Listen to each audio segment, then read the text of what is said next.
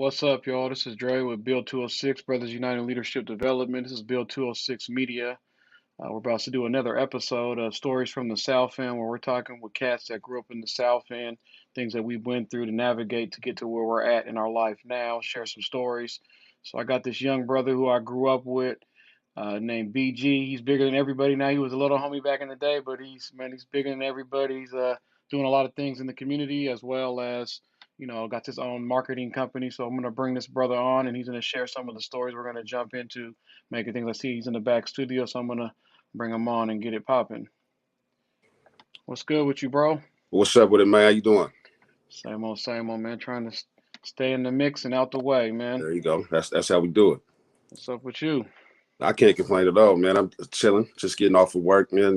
Down at the Seattle Urban League. But yeah, I'm maintaining, man. Working, staying out the way. That's what's up. That's the best thing to do, out the way, especially right now. Like, it's a lot of people lost their jobs, so it's good that you're able to maintain that and also help some folks from the communities. That's dope. I was gonna say definitely. Right now, society's starting to open back up, so it's a lot more opportunities for people to start getting employed and finding employment and getting back into the workforce. And so I'm definitely happy to be here to bridge that gap. That's what's up. So let's start off just with you telling folks a little bit about yourself. I know me and you know each other, but I want to give folks that don't know, you could share whatever you want to share a little bit about yourself. Of course. My name is Brian Gatewood, like you said, BG. South End kid, grew up what is it? First we was over off of Edmonds, right there by Columbia Plaza. It's from Columbia Plaza to 38th and Genesee. We right there, blue house on the corner. But then been through a whole lot over the years. But I was able to bounce back, and now I'm over at the Seattle Urban League. I'm one of the employment coordinators down there. So yeah. Yeah, that's what's up. You know what I'm saying? You said Columbia Plaza. Anybody from the South End definitely know what the Columbia Plaza is. Yeah. Somebody slide through there now, it's a PCC or something. Yeah, so. I just slid through here the other day and was just, amazed at how different it is right now. Right. It's a whole different world, a whole different vibe, But the little blue house on 38th and Genesee is still right there. Right the house is still right there, man. I slid over there and was looking at it. They came up looking at me crazy. corner pocket right there. You already know. So but I was like, I took my son on a little tour of the hood. We was all over. I was telling him from all the way down to Chubby, where Chubby and Tubby was, Man, Chubby's and Tubby's, man, it was going down. That's all. Everybody used to get their Christmas trees from Chubby's and Tubby's. I'm saying. A real throwback. I don't know if you remember that, but they had the pan pack. Nope. See, I think that was before me, before my time. That's where Safeway is now. It used to be a pan pack. Where the little strip mall is right now, the old Safeway. Yeah. Yeah, right there on Genesee. Like a lot of people don't remember they had the Safeway right there. Yeah, I remember that. It was Max Foods. The old Safeway, the one down on 38th or 30 on Andover, it used to be Max Foods when it first opened. Yeah, I remember all that. They had the little barbershop right there, right next to me. Man, there was all kind of stuff right there. It's lit. So share as a kid, what did you want to be when you grew up? When you were a kid, what was your what did you want to do? What did you want to do? I'm like, that's one thing. I just was speaking with my son about. There wasn't really like an occupation that I wanted to be. I just, used to always speak about being successful. And so success as a kid, just like every kid is, having money and, having all the things that you see on TV. That was my success. But it wasn't like an occupation that I used to be like, that's what I want to be when I grow up. And so and that was that lasted up and damn near until adulthood.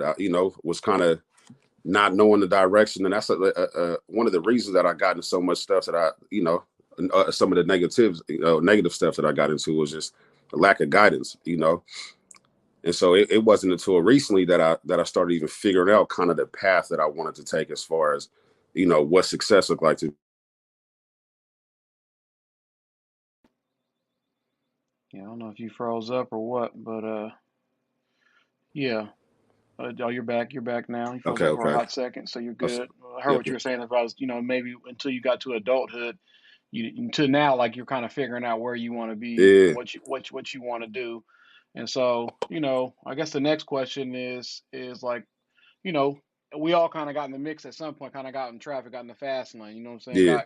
Gotten straight out the back streets into the carpool express lanes. So I moved a little bit too fast. So when did you start getting in track? Because even when I remember you as a kid, like you was kind of just running around at late night, so you were just like innocent little kid. You know what I'm saying? So I know at Yeah, some point you made the transition to start getting in the mix a little bit. So I want you to share a little bit about what the process was for you on that. yeah. I'm like, I jumped off the porch early, and it's because I was just raised in it. Like you said, like I was running around at late night, 2 a.m. at 11. And so all the cats that I was, you know, locking with and like feeling like was like the older homies or like the homies my age was either already with it or getting ready to jump off the porch with it. So it was just something that I gradually just ended up in. Like it's not like it was something that like I forced myself or like went out searching for it. It just was the way I was brought up. I got an older brother. I'm the youngest of all the kids, and so it's just I was kind of following the movements of all the older homies. Which ended up getting me in the shit. So I jumped off the porch early, like early what 12. you know and so my mom, trying to move us out the way, moved us right into the thick of it on accident. She was bouncing us around and trying to get us out of the way, to keep us out of trouble, and kind of we dove head first into the game.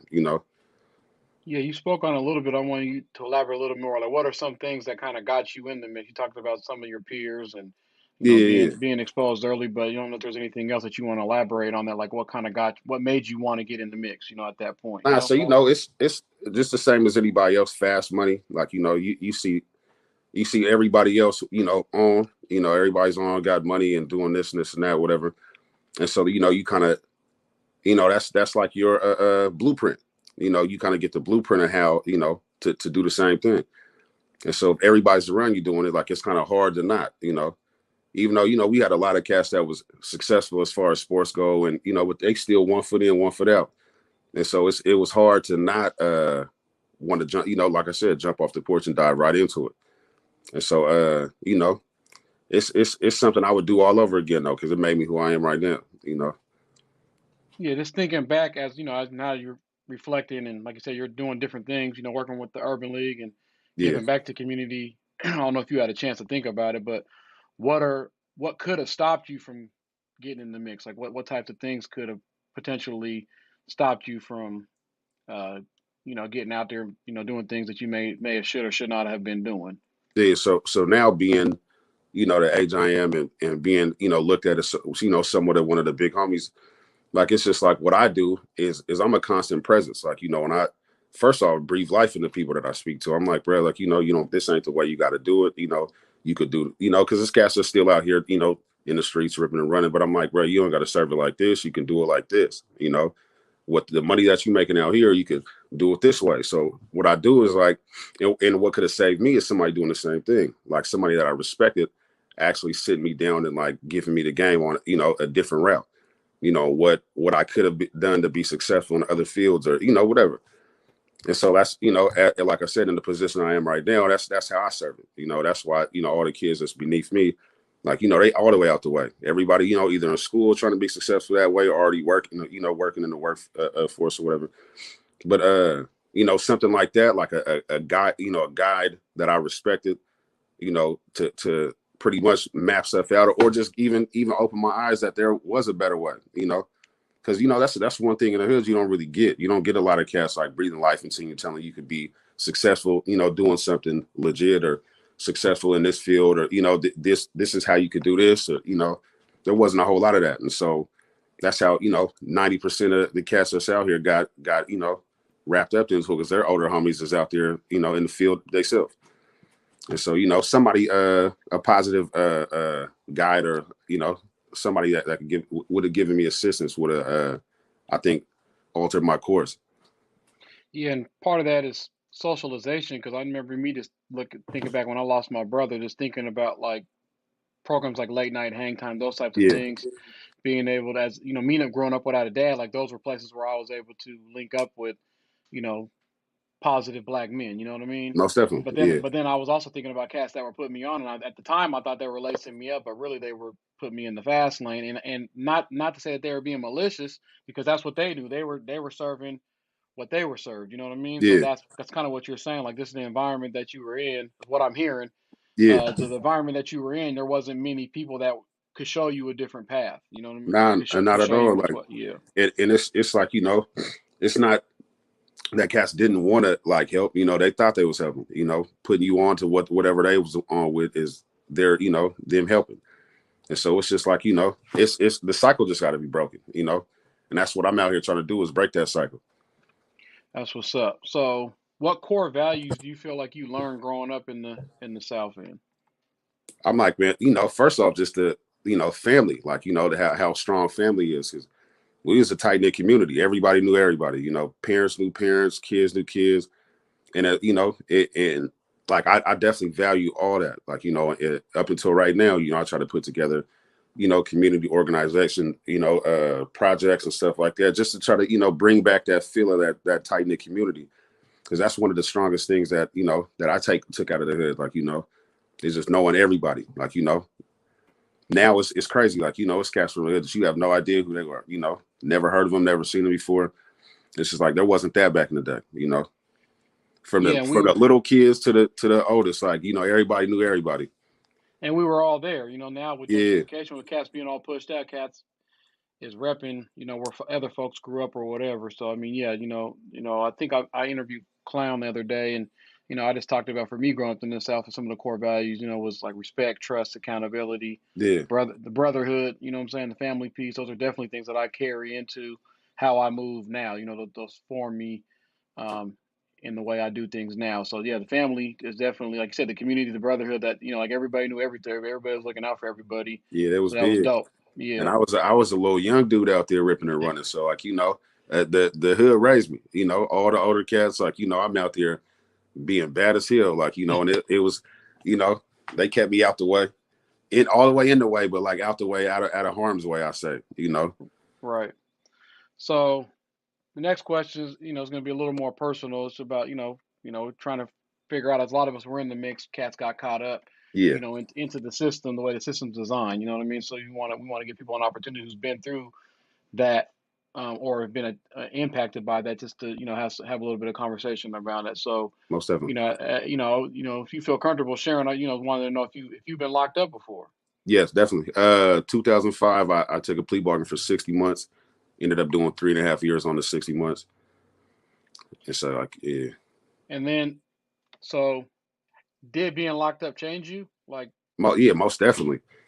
And so I speak on this frequently, and like it's not like the time. What it is it's the mental aspect of being incarcerated and having somebody, tell you when you can and can't do something, or when you got to get up and when you can go to sleep and when you can eat, when you can't. Like that mental aspect is something, as a strong-minded individual, like that is, that's the prison, And so like it changed me a whole lot. Like, I sat through that, and like I did my time, and then like that's once you step out, it's just like, man, I can't see myself going through that again.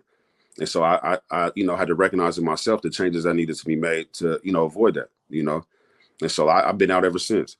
I stepped out, and like I said, like it was 30 days before my 21st birthday. And I'm like, I ain't ever seen this side of them walls again. so I guess when I asked, did it change? Like, did it change your behavior, or did it change? You know what I'm saying? Like, were you solved? Like all your issues were gone after you Nah, got not at locked all. up? Yeah. Nah, So I not guess at all. It's not. elaborate a little bit on that. Yeah, I'm like, it's definitely not a one-stop shop to where you step out and like you instantly change. But what it did is it just started the ball moving in a different direction. Like, before, like I didn't think about like recourse and like everything that could potentially happen, like if as a result of my actions.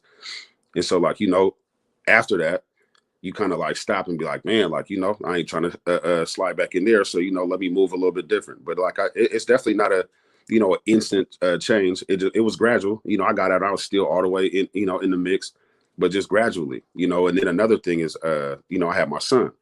So I got out to a son, my son's mom was pregnant, like during the time that I caught my case. So I got out to a son. So I had a whole different set of responsibilities. And just like, the time, and then my son is just combined with, ended up being what I needed specifically for me to just start changing little by little, to start seeing that it's more to life than just me and, the things that I was trying to accomplish as far as, in the streets. And so, it definitely changed you, but it's not a one stop, shop, and it's not going to be an instant thing, but gradually, like, it did change me. That's what's up. And you kind of dove into this a little bit, and because the next question is kind of like, how did it impact folks around you? So, you had a kid, you had, Yeah. your son's mother, your mom, your family, other people, because we just want to kind of give people an opportunity to elaborate, like how Yeah. that, being taken away from those places, how that puts pressure on relationships, how, how did that impact folks around you? Yeah, man. The biggest thing people got to understand is that when you get locked down, all the people that love you is a part of them is locked down too. And so, that's the one thing that was big with me, because when you first get in there, you expect life to stop for everybody because it stopped for you. And so, like, you kind of get a reality check, like, like you put yourself in there, like, so everybody else's life is still moving. Like, they're going to be there as much as possible, but like, you can't, force them to be there as much as you would like, because they still got, jobs, everyday life, like, all the responsibilities that come with that. And so, like, it affects everybody, everybody in your circle, everybody, like, that depends on you, is everybody's affected by your absence. And so, that was another thing. I'm like, I got too many people that depend on me for me to go back, And so that's always in the forefront of my mind. Like, when it comes down to me making certain decisions, I'm like, I can't remove myself from this position because there's so many people that depend on me and would be hurt by my absence. And so, like I said, like, just with my even everyday life to this point, like, I still stop and kind of reflect before I make certain decisions, because I'm like, I can't afford it. Yeah. So I'm assuming the answer is yes to this, but I'm going to ask you anyways. Do you know anybody else who's been locked up? Man, I'm saying my whole circle, damn every relative I got been, been sat down, whether guilty or not, but everybody's been sat down at one point or the other. There's I still got relatives that's sitting there right now that it took, a life. But so, yeah. And I guess, as a kid or even as an adult, like I said, we just want to know what the impact is. So, like, how did that impact you growing up, being exposed to that, or just even now? Like, like you said, Yeah. these relatives and folks that are just, gone. So as a kid, it impacted me greatly because I've spoken to people before. I watched my dad be incarcerated numerous times. Then, like, as we're growing up, my brother going through it, all the older homies, going through it. And so it becomes a norm. It becomes a normal, and it becomes something that you feel like, at one point you're going to have to experience. And so that ends up being a truth, once you get to the age, like, my first time getting locked up, I was young, I was 12. And it was like, something small, but then they take you to the station, they let you go.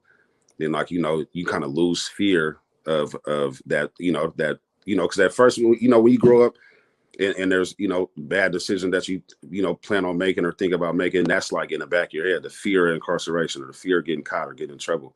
But once you start losing all that, you start doing, or being wild with no regard, because there's, and that ends up happening, and that ended up happening in my life, like, seeing so much incarceration, and being right there in the forefront and seeing all that, like, it affected me a whole lot. And so, like, the way I bring my son up, like, he doesn't know anything about that. Like, I teach him about, incarceration. I'll tell him my story, but like, he doesn't see, there's nobody in his life that has been incarcerated, or, none of that. Like, he seemed like his uncle, but I tell him, like, I'm like, I tell him down to every detail, because I don't want him to, feel like that's a part of his path. I'm like, we so far from that. I'm like, nah, like, you're never gonna have to experience that.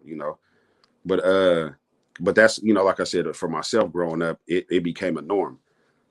Everybody from the hood, experienced at one point in my eyes. So I'm like, that's where I'm gonna end up at some point too. And so it just like we was talking about in the other instance. Like, I'm like, somebody has to break that cycle and start telling these kids, that, like, that's just because it was your parents or because it was your brothers or the people close to you. Like, it doesn't have to be you. Right. Yeah, it's like you said, it becomes a norm, an expectation or a norm, and it's really nothing normal about it, right? Nah, yeah, not at all. It is the extreme. It's not even supposed to be the extreme. It's really the extreme, but it's really nothing normal about it. But it's like kind of like, I was even, thinking about like, sometimes, like it's like a rites of passage, right? This Yeah, cat's fresh out, you know what I'm saying? Like it's filthy. No, that's not filthy. You know what I mean? So yeah, we really got to change what we think is cool, what we uplift, you know what I'm saying? But part of that was given to us through socialization, movies, music, all that stuff, you know what I'm saying? Which most of them. we know who controls that, you know what I mean? So that's Yeah, part of the game is for us to, start drinking the juice. So yeah, I definitely appreciate you sharing that. I want to transition kind of, some things that you feel like we can do now, like currently. And I know you're tapped in on some of this stuff, and you shared some things that you felt like could have made a difference for you. yeah. But what do you think we can do to help this current generation and the next generation stay out the mix, out of traffic? Man, I'm saying first and foremost, like fathers be fathers. Like, if you got kids, man, don't leave them to be raised by the streets, because it's not really a whole lot of options like when the streets is raising you. And like, a lot of us hear it or been hearing it since we were young, like, you're gonna end up dead or in jail. And that's, it ends up being the truth. And so fathers, man, step up to the plate, man, do your job, do your fatherly duties, and don't leave your kids to be raised by the streets. Cause that's the first and foremost. Like, be a presence, be the one that, you instill values and things inside your kid. Don't let the streets do it. But then, like, it's going to, just like they used to say, man, it takes a village. So like the community has to get involved. Like brothers who you might not even have no kids, but right from wrong, and you know how to, you know, put somebody and move them to the right path. And so it's going to take, like I said, first and foremost, fathers step up and actually be present. And the community, like, start putting together organizations and start bringing these kids together and, show them, different pathways. Because there's a lot of kids, I talk to kids every day.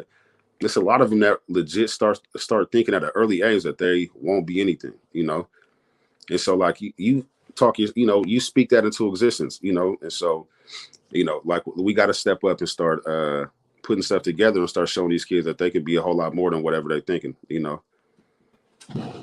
Yeah, that self worth, self value is huge, right? If you think you can be nothing, and Yeah, sometimes we got the swag and all that, so we're coming off like we got it together, like like I don't got low self esteem, but really a lot of our moves and actions really be tied to like what we feel like our self value and what we can and can't do. And I'm glad you highlighted fatherhood because I think that's very important. As men, we got to step up and take care of our kids as well as, like you said, take care of others, coach, volunteer, give back, just be consistent with how we do things to make sure that we're changing what's acceptable, what's normal in our community, regardless of what society has told us and force fed us.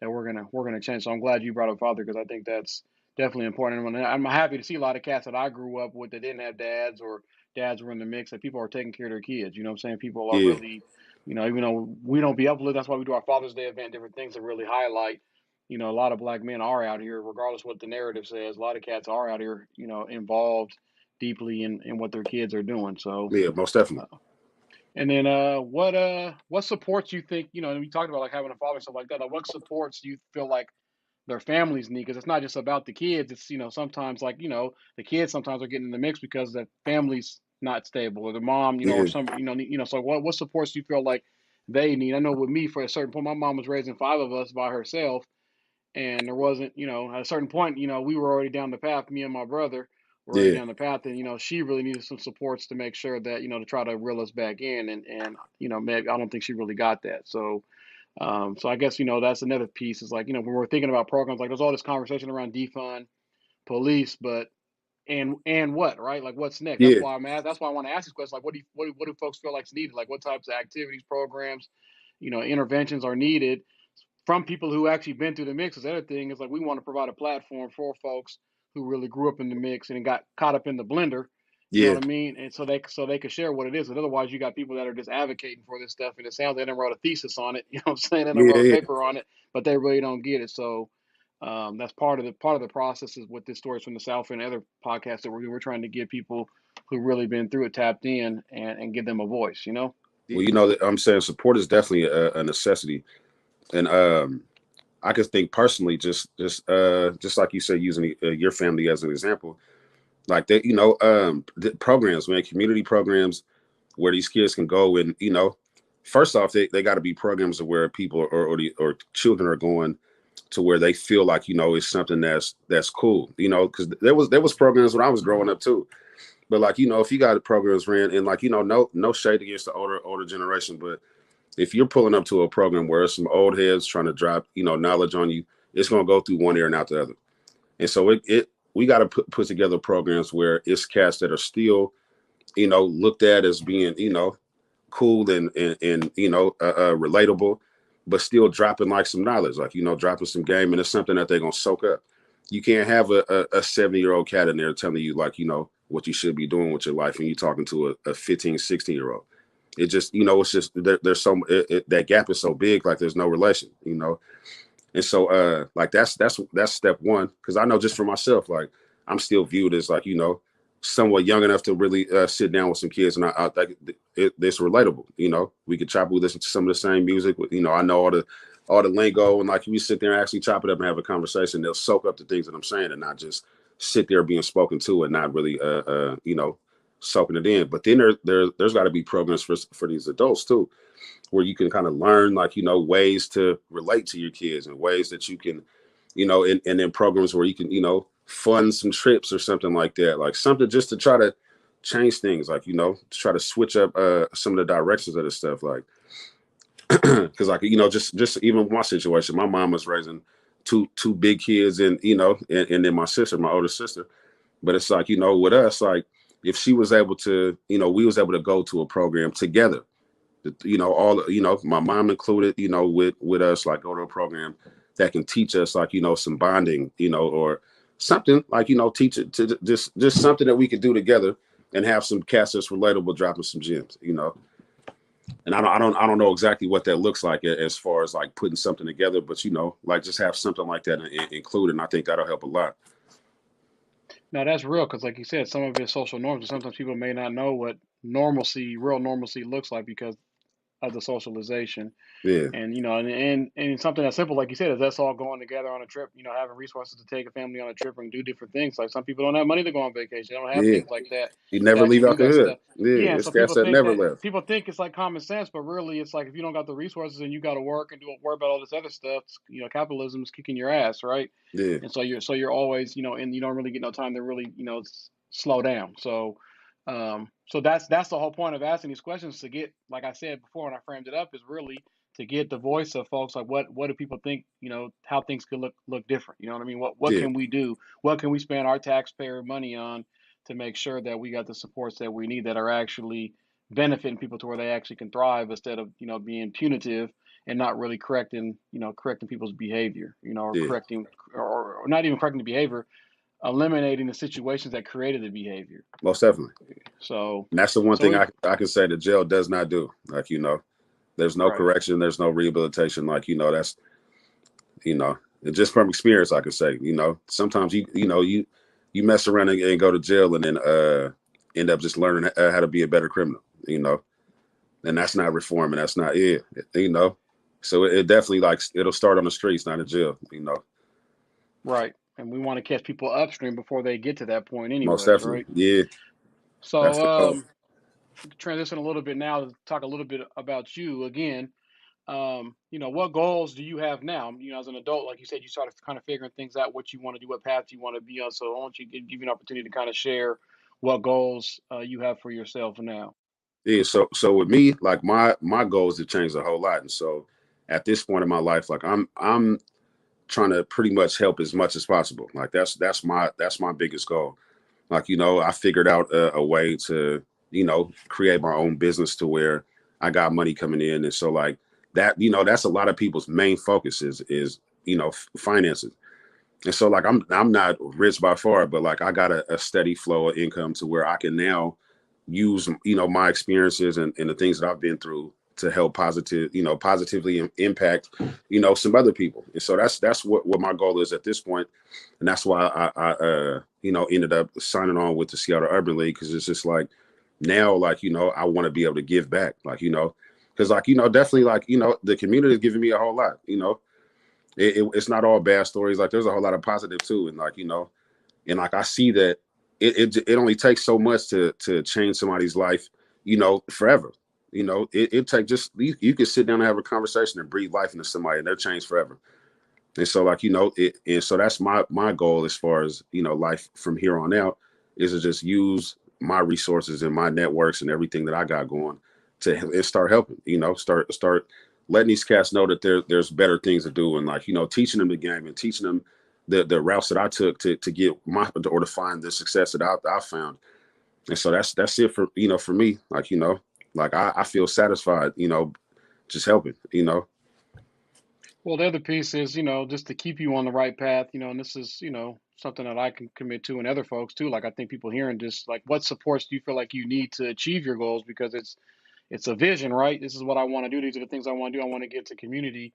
Like what supports do you need to actually make that happen? Because that's what I'm saying. It's talking about how we need to change our cultures, change the norms, yeah, change it that we're on so we all can get on. We may not all agree on the way we need to do things, but I think we all agree that there's some things need to change, right? And backing up a little bit, um, kids aren't a lot of times people think like the kids, oh, we got to get these kids. The kids aren't the problem. Kids are learning behavior from somebody, most definitely. adults, Yeah, and society and this and that. So it's just all a lot of this is learned behavior. You know what I mean? So yeah. so I just want to, try to provide an opportunity for you to share, like, what supports do you feel like you need to be successful in achieving the goals that you just outlined? I'm like, first off, education is a must, and that's not just like you said, not for kids, like, because a lot of the parents don't, know how to, get right either, and so they're gonna, just like you said, they're gonna push that down onto the kids. It's a cycle that needs to be broken.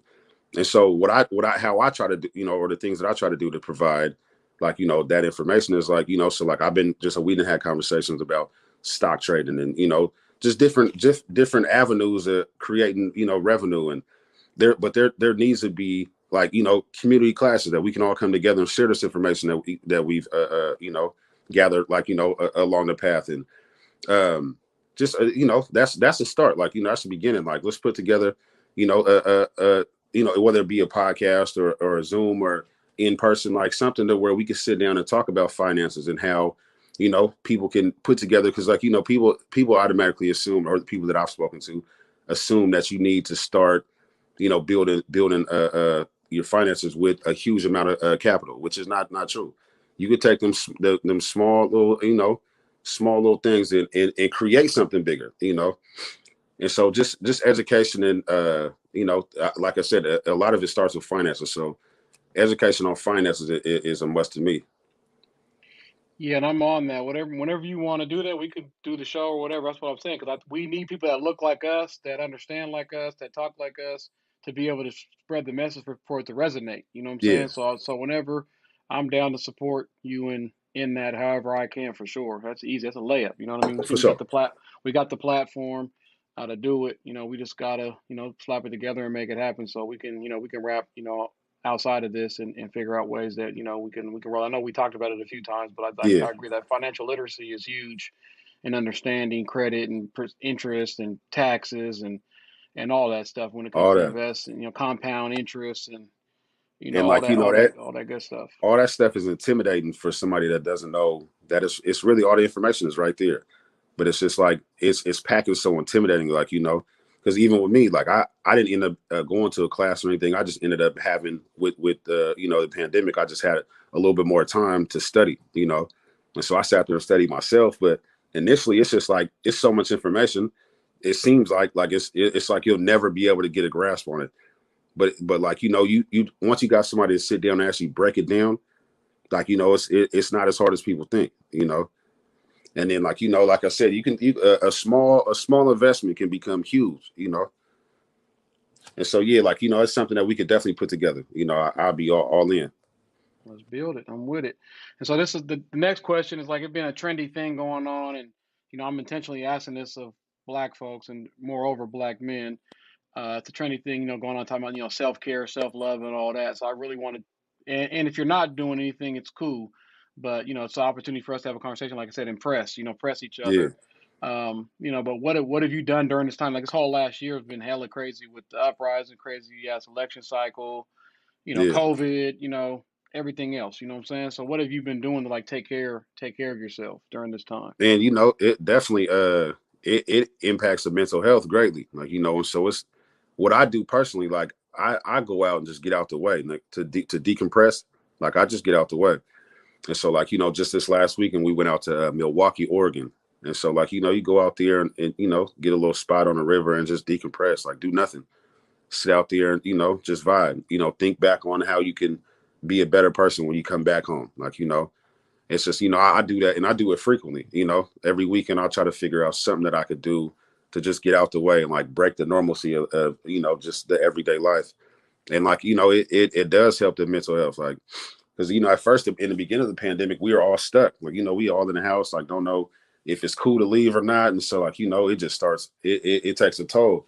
Like I said, over time, like I figured, just I still kind of stay out the way. But like, I get out and just decompress, man. That and it helps a whole lot. Like, it recharges your battery. Yeah, and I just want to, like I said, talking about changing the norm, like having these types of conversations and sharing strategies and tactics that folks are doing. Hopefully, other people can garner that, and what works for you may not work for other people, but at least they have Most some definitely. tools. At least they Yeah. have some tools in their belt to make things happen. So the last question isn't necessarily a question for you. It is a question, but I try to be equitable since I've been asking all these questions. If you had, I didn't know if you had any questions for me. Nah, not really any questions, but man, big ups to you, man. It's been dope seeing somebody that, like, I've been knowing since I was a kid, man. Break the cycle and really start putting a foot down on trying to, get some change. And and just like the name says, build, man. You out here building, and big ups to you, man. I applaud you. You've Yeah, I been appreciate it. been an inspiration to me.